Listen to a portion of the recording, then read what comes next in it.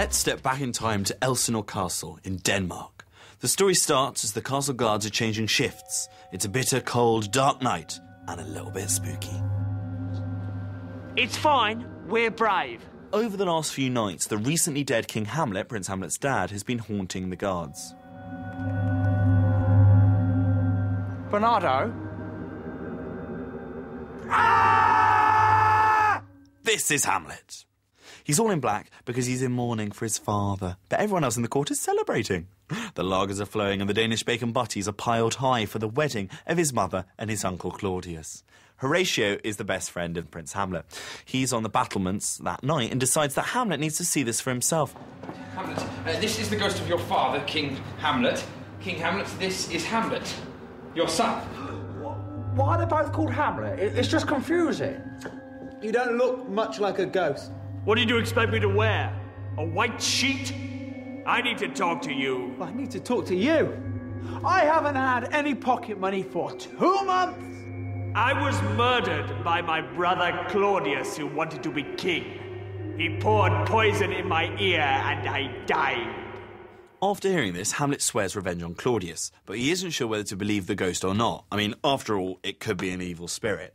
So he goes undercover and pretends to be mad so he can work out who killed his dad without being noticed. But everyone else just thinks that he's actually gone mad, for real. And you can understand why. I mean, with a family this dysfunctional, even Jeremy Kyle would struggle to sort it all out. You want to take a swing at me? Bring it Oh, back. yeah. Oh, yeah. Big man over here wants to say... Hamlet doesn't know what to do.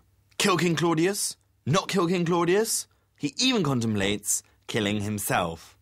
To be or not to be? That is the question. To be or not to be? I thought he was struggling to choose a pencil.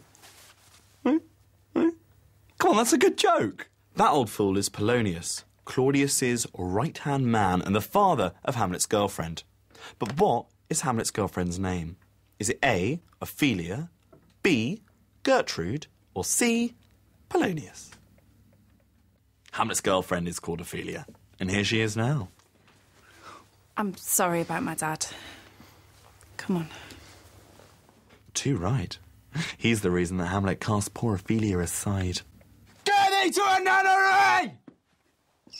He's got no time for affairs of the heart now. He's hell-bent on revenge. It's not fair. Everyone was really jealous when I started dating a prince. He wasn't supposed to go mad. Still, at least it can't get any worse. Strap in, Ophelia. We're in Act 3, Scene 1, and this is a tragedy. Hamlet devises a trap to prove his uncle's guilt. He employs a band of travelling players to enact a play about a man killing the king and marrying his queen. The murder of Gonzago. Yes. Are you sure you don't want something a bit more upbeat? How about the lottery win of Gonzago?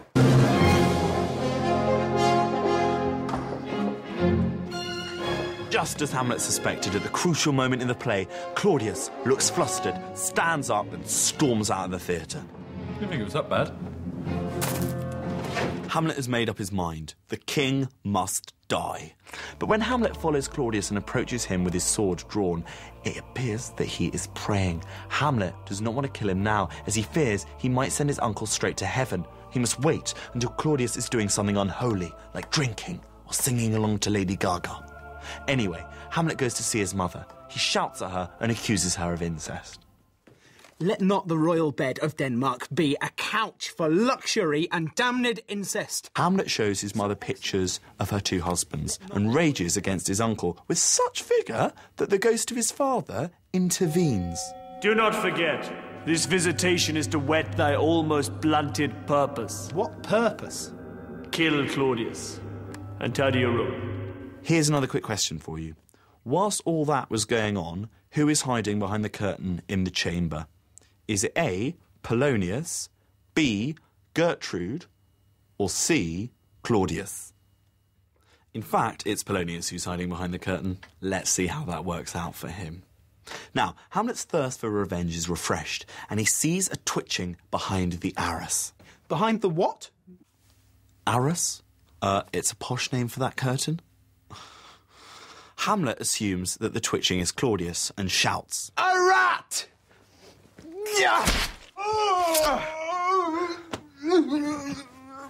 wasn't Claudius. Or a rat. It was me. Polonius. Oh, that was a lucky escape. Great. I've killed my girlfriend's dad. Bit of a faux pas. OK, so Gertrude thinks it was Hamlet's insanity that caused him to kill Polonius. Claudius convinces Hamlet to leave for England, but sends a secret letter to the King of England asking for Hamlet to be sentenced to death. While sailing to England, Hamlet's ship is attacked by pirates, but Hamlet survives and returns to Denmark to meet his friend Horatio. Oh, that's me. Wait, so that all happened off stage, did it? Yeah. Right. So why isn't that stuff actually in the play? The boat, England, the pirates? Well, we spent all the budget on that arras. It is a very, very posh curtain. Who's that? That's Yorick.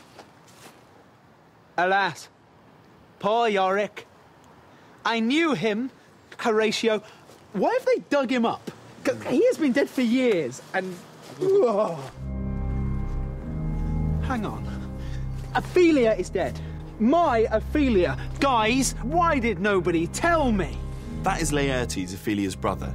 He's here to bury his father and his sister. To say he's cross with Hamlet is a little bit of an understatement. I challenge you to a fencing match.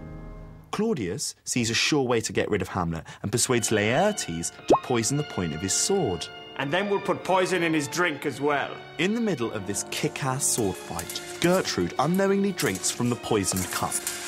Meanwhile, Hamlet and Laertes end up switching swords. While fighting with Laertes' sword, Hamlet strikes his opponent and the sword poisons him.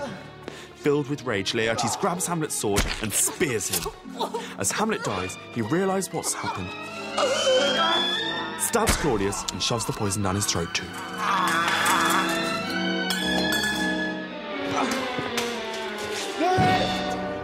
Hey, silence! And that's pretty much the end. Everyone is dead, apart from Horatio, and the throne is taken by some bloke called Fortinbras, who barely gets mentioned throughout the entire play.